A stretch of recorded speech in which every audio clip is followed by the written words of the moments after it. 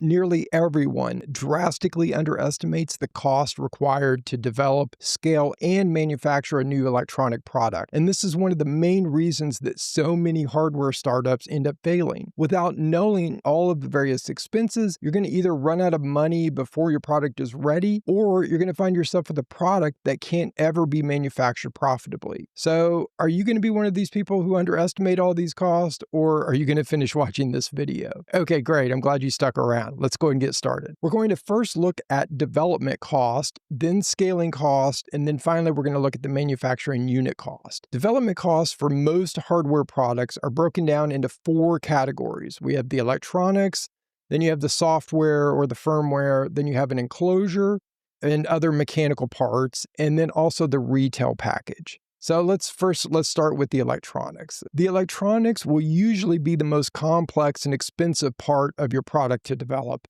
And these costs can range from a few $1,000s for, pretty simple electronic products up to hundreds of thousands of dollars for really complex designs. If you have the skills to do your own electronics design, then that's obviously going to save you a lot of money.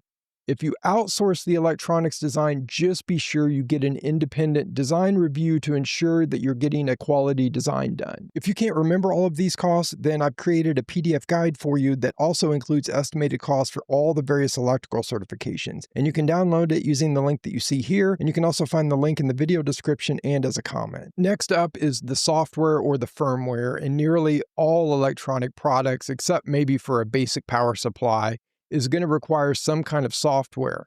And in many cases, the cost for the electronics development and the software development will be similar. But obviously, some products are going to be more hardware complex and some products may be more software complex. So these costs can vary drastically between the two. But in most cases, you're looking at a minimum of at least a few $1,000s up to tens of thousands of dollars for more complex firmware development. Next up is the enclosure. And unless your product is going to be marketed strictly to DIY maker types, then it's going to require some type of enclosure, which is usually going to be made of plastic. You can expect to spend at least several $1,000s to develop the 3D models for the enclosure. And if appearance and ergonomics are super critical for your product, then the cost to design the 3D model is going to be higher. Some products may require additional mechanical parts, such as stamped metal components or perhaps even moving parts, and this is going to add additional costs for mechanical engineering and prototyping. And the fourth development cost that we're going to look at is the packaging. And I find that many entrepreneurs neglect the importance of developing the retail package for their product, and this is a major oversight with serious consequences if you plan on selling it, especially in a retail environment.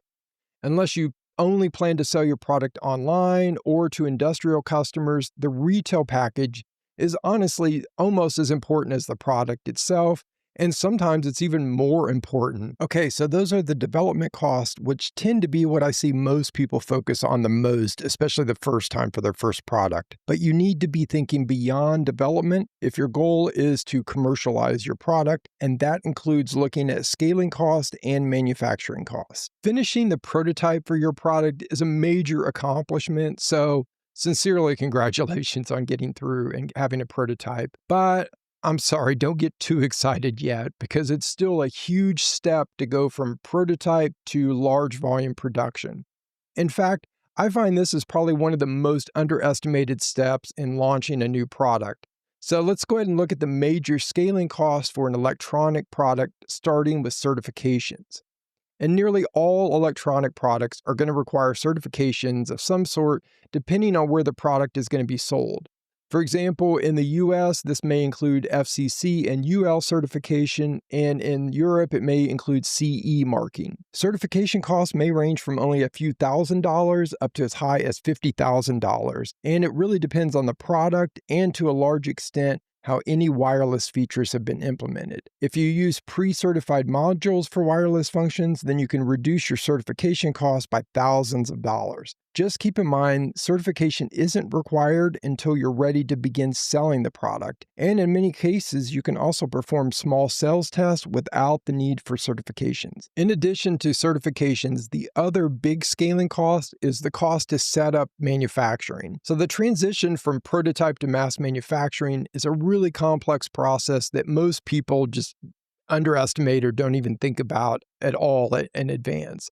But realistically, you can expect it's going to take you probably 6 to 12 months to complete the transition from prototype to manufacturing. Although the electronics will be the most complex part of your product to develop, the plastic will usually be the most complex part to set up for mass manufacturing. And this is primarily due to the need for high-pressure injection molds. The injection molded parts needed for your product, such as the enclosure, perhaps the retail package, will likely be one of your biggest costs. Injection molds, especially those used for high-volume manufacturing, are really expensive. Mold cost is determined by the hardness of the metal used, so higher volume molds use a harder steel, and then it's also, the cost is determined by the number of cavities and the use of any side actions. And finally, we're going to look at the manufacturing cost per unit.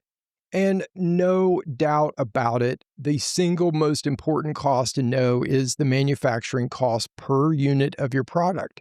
This cost tells you how much inventory is going to cost, how much you can sell your product for, and most importantly, how much profit your company can make selling the product. Also, unlike the development and scaling cost, manufacturing cost is something you're going to continually face as long as your company exists. The landed production cost is the total cost to produce and transport a single unit to your warehouse. If you're successful, you'll have a very long, intimate relationship with this number. It's something you're going to be always striving to reduce so that you can ultimately make more profit. For most products, you can estimate that your suggested sales price will be 3 to 5 times your landed production cost. Some of the many costs that make up the landed production cost for an electronic product include, first of all, the obvious one is the electronic components themselves. And for electronic products, the cost of these components is likely going to be the most difficult to accurately determine upfront. And this is because considerable engineering work is usually necessary in order to know which components are going to be required for your product.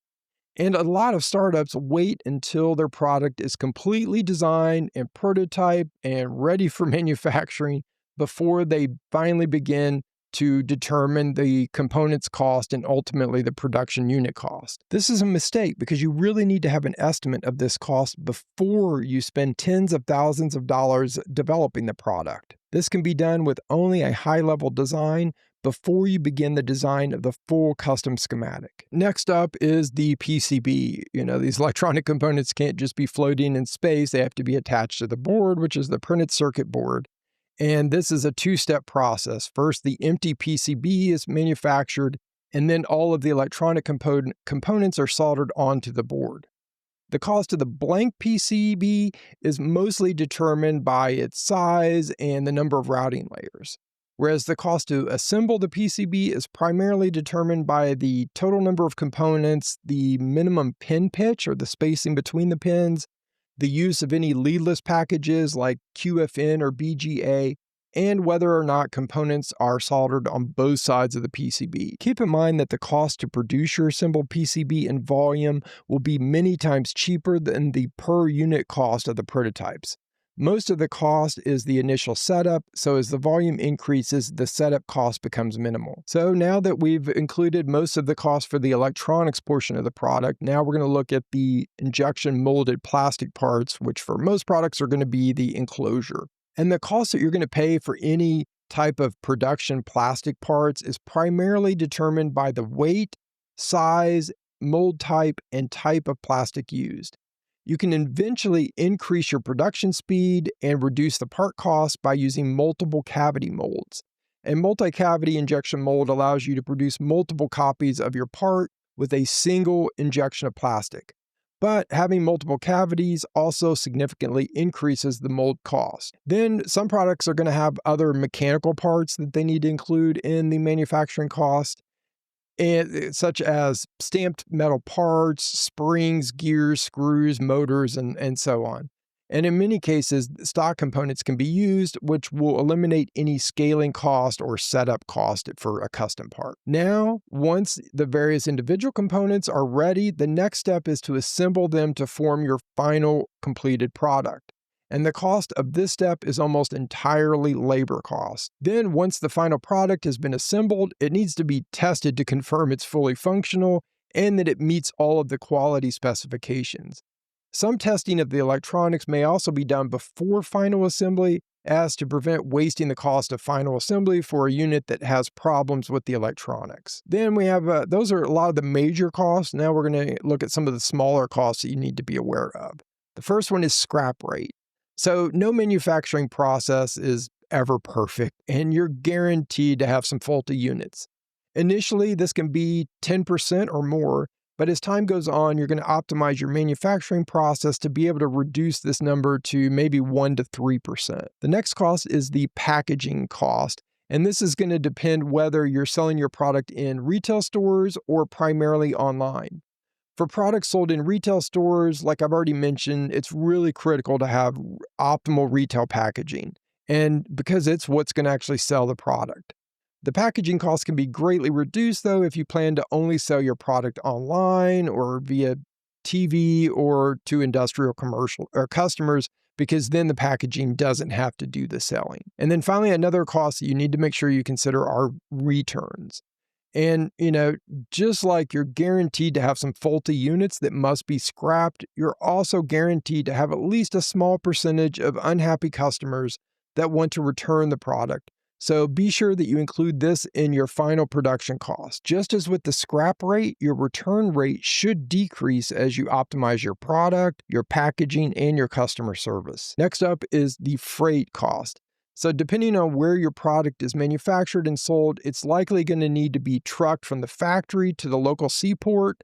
Then it's going to be loaded on the sea boat cargo ship for shipment to the target country.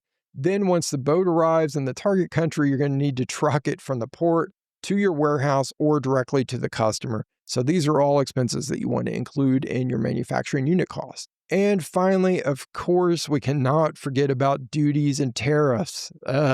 I know everyone hates this, but it's something you obviously have to consider when estimating your manufacturing costs, especially with the current environment.